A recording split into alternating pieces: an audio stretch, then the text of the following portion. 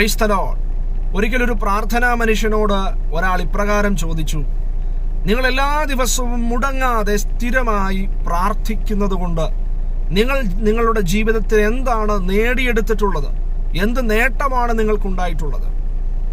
അദ്ദേഹം വളരെ സൗമ്യമായി മറുപടി പറഞ്ഞു, എല്ലാ ദിവസവും ഞാൻ പ്രാർത്ഥിക്കുന്നത് എനിക്ക് ശീലമാണെങ്കിലും എല്ലാ ദിവസങ്ങളും പ്രാർത്ഥനയിലൂടെ ഞാൻ നേടിയെടുക്കുകയല്ല, മറിച്ച് ബഹുഭൂരിപക്ഷം സമയവും എൻ്റെ പ്രാർത്ഥനയിൽ ഞാൻ പലതും നഷ്ടപ്പെടുത്തിക്കൊണ്ടേയിരിക്കുകയാണ്.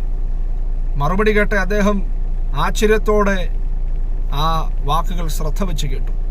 അദ്ദേഹം പറഞ്ഞതിൻ്റെ താല്പര്യം, താൻ തൻ്റെ പ്രാർത്ഥനയിൽ ബഹുഭൂരിപക്ഷം ദിവസങ്ങളിലും നഷ്ടപ്പെടുത്തുകയായിരുന്നു. എന്ത്?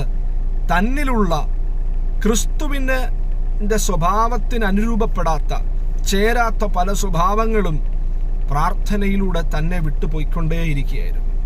പലപ്പോഴും നമ്മൾ പ്രാർത്ഥനയിലൂടെ ദൈവത്തിൽ നിന്നും പ്രാപിച്ചെടുക്കുന്നതിനെ കുറിച്ച് ചിന്തിക്കാറുണ്ട്. എന്നാൽ പ്രാർത്ഥനയിലൂടെ ഏറ്റവും പ്രധാനമായി സംഭവിക്കേണ്ടുന്നത് നഷ്ടപ്പെടുത്തലാണ്. എന്ത്? നമ്മിലുള്ള ജഡസ്വഭാവം, നമ്മിലുള്ള പാപസ്വഭാവം, നമ്മിൽ ക്രിസ്തുവിന് അനുരൂപപ്പെടാത്ത, ക്രിസ്തുവിൻ്റെ സ്വഭാവത്തോട് ചേരാത്ത സ്വഭാവങ്ങൾ നാം പ്രാർത്ഥനയിൽ തുടരുമ്പോൾ നമ്മെ വിട്ടു പോയിക്കൊണ്ടേയിരിക്കും. ഒരു മഹാനായ പ്രസംഗകൻ ഇപ്രകാരം പറഞ്ഞതായിട്ട് ഞാൻ ഓർക്കുന്നു. ഒരു വ്യക്തി തൻ്റെ അപൂർണതയിൽ പ്രാർത്ഥിച്ചു തുടങ്ങുന്നു. പൂർണ്ണ വിശുദ്ധരായതിനു ശേഷം ഒരുപക്ഷെ നമുക്ക് പ്രാർത്ഥിക്കാൻ തുടങ്ങാൻ സാധിക്കില്ല.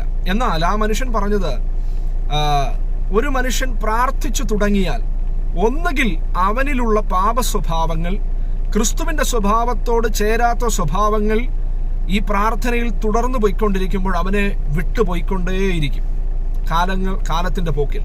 അല്ലെങ്കിൽ കുറേ നാളുകൾ കഴിയുമ്പോൾ അവൻ പ്രാർത്ഥന നിർത്തും.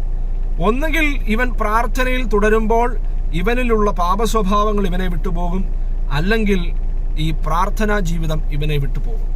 പ്രിയരെ, നേട്ടങ്ങളെക്കുറിച്ച് മാത്രമല്ല, പ്രാർത്ഥനയിൽ നാം ദൈവസന്നിധിയോട് അടുക്കുമ്പോൾ നമ്മിൽ ക്രിസ്തുവിൻ്റെ സ്വഭാവത്തോട് ചേരാത്ത പല സ്വഭാവങ്ങളും നാം നഷ്ടപ്പെടുത്തുന്ന ഒരു സമയവും കൂടിയാണ് പ്രാർത്ഥന. ഒരു കാരണവശാലും പ്രാർത്ഥന മുടക്കരുത്. ആത്മാർത്ഥമായി, വ്യക്തിപരമായി പ്രാർത്ഥന ഒരു ശീലമാക്കിയാൽ കേവലം കുറച്ച് കാര്യങ്ങൾ പ്രാപിക്കുക മാത്രമല്ല, മറിച്ച് നമ്മിലുള്ള പലതും നമ്മെ വിട്ടുപോകും. നാം ക്രിസ്തുവിന് അനുരൂപരായിത്തീരും. ദൈവം അനുഗ്രഹിക്കട്ടെ. ആമേൻ.